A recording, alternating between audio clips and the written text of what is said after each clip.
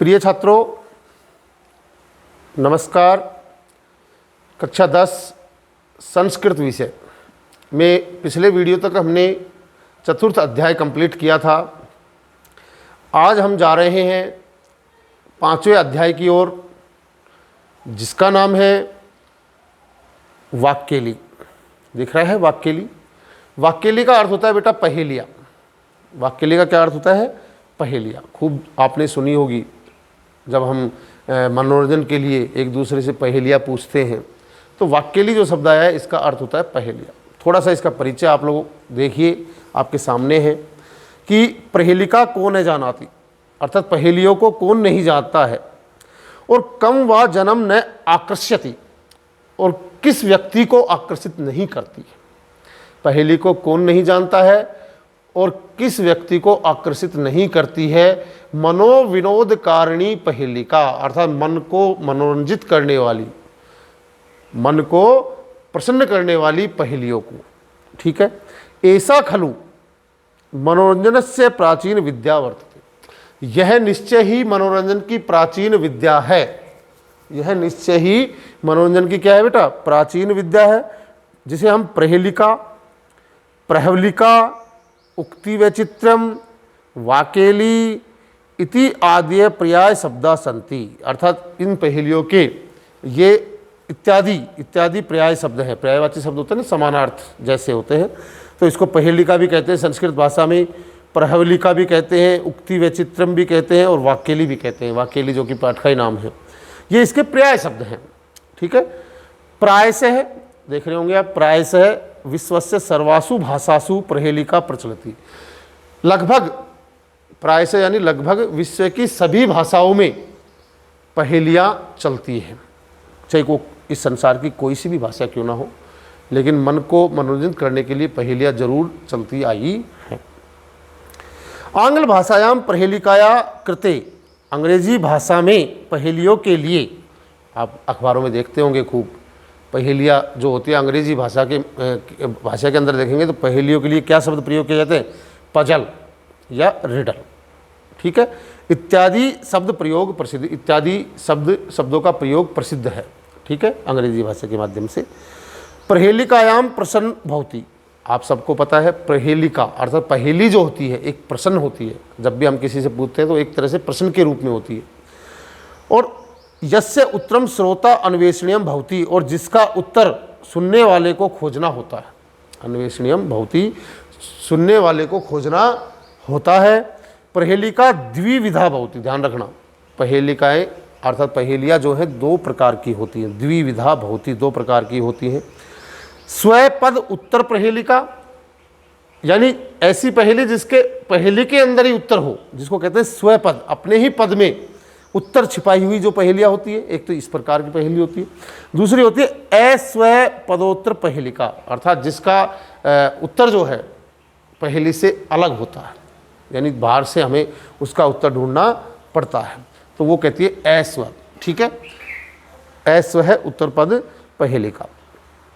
स्वपद उत्तर पहेलिकायाम पृष्ठस्य प्रश्नस्य उत्तर पहेलिकाया पदेषु एव क्वचित निहितम भवति, और स्वपद उत्तर पहेलिका जो होती है उसका प्रश्न का उत्तर जो है, पूछने पर प्रश्न का जो उत्तर है पहेली के पद में ही कहीं पर छुपा होता है। निहितम भवति, कहीं पर निहित होता है, छुपा होता है। और अस्वपद उत्तर पहेलिका तो उत्तरम बहिरेव न पदेषु निर्विष्टम, कि अभी वही बात जो मैंने बताई है कि अस्वपद उत्तर पहेलिका जो होती है उसका पद तो बाहर से ही देना होता है, वो पद में नहीं निहित होता है। ठीक है। पहेलिकासु या चमत्कृति, पहेलियों में जो चमत्कार है दृश्यते दिखाई देता है, स कदाचित श्लेष, वह कभी श्लेष, यमक, अलंकार माध्यमेन, कदाचित च संधि, समास आदि माध्यमेन उत्पादते।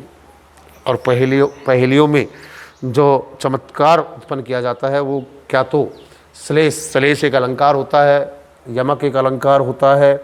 यमक में दो पद एक से आते हैं, श्लेष में एक पद के अंदर ही बहुत सारे पदों का अर्थ छिपा होता है। श्लेष्टे पद अनेकार्थाभिधाने श्लेष इष्यते।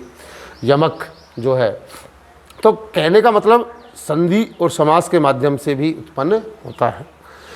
पहेलिका न केवल विनोदकारी का अपितु बौद्धिक व्यायाम साधिका संति। पहेलिका केवल मनोरंजन करने वाली ही नहीं बल्कि बुद्धि का व्यायाम को भी सिद्ध करती है, क्योंकि हमारी बुद्धि उसमें लगानी पड़ती है, तो बुद्धि रूपी व्यायाम भी को भी सिद्ध करने वाली होती है।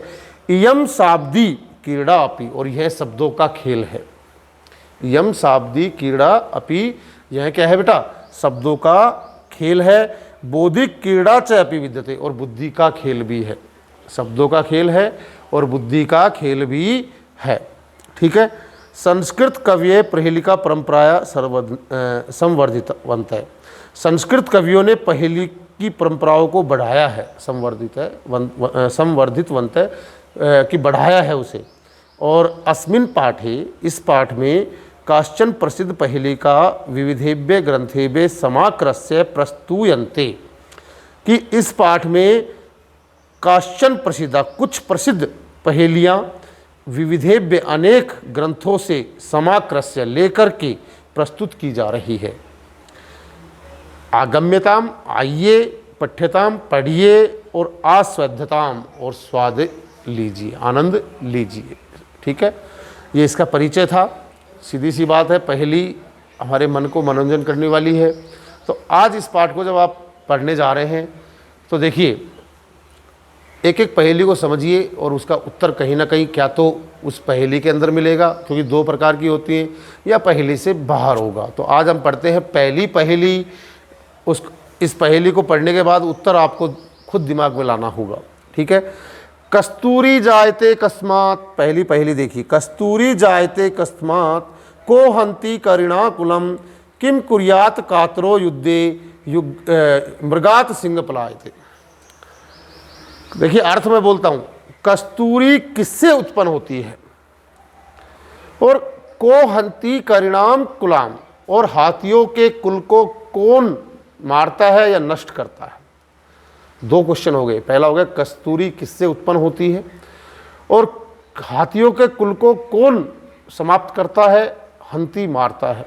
और किम कुर्यात कातरो युद्धे, और कातर यानी जो कायर पुरुष होता है, वो युद्ध में क्या करता है, युद्ध में क्या करता है। पहली पहेली का उत्तर कस्तूरी किससे उत्पन्न होती है, दूसरी हाथियों के कुल को कौन मारता है, और तीसरा किम कुर्यात कातरो युद्धे, और कायर पुरुष युद्ध में क्या करता है। और मृगात सिंह पलायते, और मृग जो है शेर से या सिंह के सामने मृग जो है वो क्या होता है, पलायते, भाग जाता है। कुछ समझ में आया होगा, दिख रहा है कुछ। अंतिम जो लाइन है मृगात सिंह पलायते, ये कोई प्रश्न नहीं है, लेकिन पहले तीन वाक्य प्रश्न बन रहे हैं। पहले तीन जो इसके चरण हैं इस पद के, वो प्रश्न बन रहे हैं, लेकिन अंतिम जो चरण बच गया मृगात सिंह पलायते, ये कोई प्रश्न नहीं बन रहा है। तो ये मान के चलिए कि ये स्वपद उत्तर पहेली है, इसमें ही इसका उत्तर छिपा हुआ है। तो सबसे पहले आया कस्तूरी जायते कस्मात्, कस्तूरी किससे उत्पन्न होती है, तो कस्तूरी उत्पन्न होती है मृगात, हिरण से। पहले क्वेश्चन का आंसर। को हंति करिणा कुलम, और हाथियों के कुल को कौन मारता है, दूसरा सिंह, शेर जो है, क्योंकि हाथी एक विशालकाय जीव है, लेकिन सिंह जो है उन्हें मारता है। ठीक है, दूसरा का उत्तर भी यही हो गया। और किम कुर्यात कातरो युद्धे, और कायर पुरुष युद्ध में क्या करता है, तो इसका आंसर आ जाएगा बेटा क्या, अंतिम पलायते। कायर पुरुष जो होगा वो क्या हो जाएगा, युद्ध से भाग जाता है, युद्ध से भाग जाता है। कुछ आनंद आया होगा इस पहेली को पढ़ करके आपको, क्योंकि अगर आप खुद के मन से, अगर आपके मन में उत्तर आया है तो बहुत अच्छी बात है।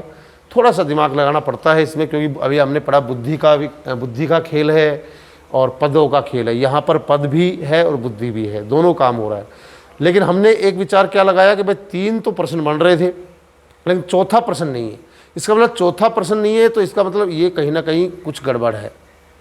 और जब देखा तीनों प्रश्नों के आंसरों को, तो अंतिम जो चरण था, अंतिम चरण में जो तीन पद थे, तीनों ही पद, एक एक पद जो है हर एक चरण का आंसर बन गए, तो इसे कहेंगे स्वपद उत्तर पहेली। ठीक है, आज हमने एक पहेली और पाँचवें पाठ का परिचय जाना। बाकी और इसमें बहुत सारी लगभग 10 पहेलियाँ हैं, तो उसे हम बारी बारी से कल के वीडियो में देखेंगे। धन्यवाद।